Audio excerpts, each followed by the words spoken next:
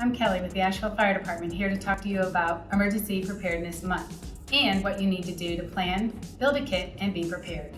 City of Asheville is here to give you some helpful tips. We're going to first talk about an emergency preparedness kit, and we highly recommend that you have one at home, possibly in your car, and even at work, just in case you get caught somewhere or stuck somewhere.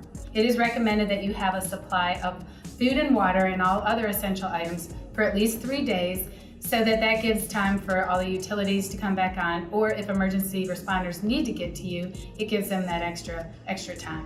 So some of the things that you can do that keeps you safe and keeps you comfortable is to always think about food and water. You want at least 1 gallon of water per person per day. So think about how many people are in your house and make sure that each of them have a gallon of water for things like drinking, brushing their teeth, and other things that you need fresh water for. So if you know a storm is coming and that you might lose power, then it might be a good idea to fill up extra buckets or even extra bathtubs so that you have that extra water to flush toilets. Otherwise, this is for your drinking and for cooking and eating. Speaking of eating, always make sure that you have certain type of foods that are non-perishable, so that obviously you can't get in and out of the refrigerator. We're gonna want canned foods, things that we could add to water, something just more comfortable that makes us feel a little bit better, sodas, whatever it might be. Definitely don't forget your can opener, because again, you will not have an electric one available. While you're thinking about the food, you also want to think about the fact that you might not be able to use your stove, definitely not your microwave if it is all electric. And so we might have to have some type of like a little camping stove available.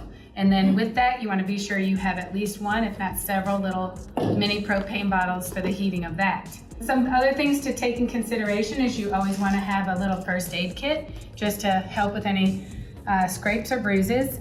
We also want to make sure not only do we have over-the-counter medicine in case somebody is not feeling well, you want to be sure that any medicines, any prescriptions, anything like that you have in this kit or available to put in this kit for those emergencies.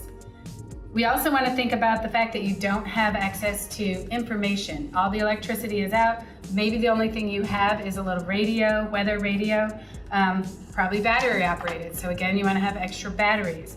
What's really cool is nowadays they have a lot of solar operated equipment. And so you could probably go online and find just about everything we're talking here could be operated solar. So that's a good option as well.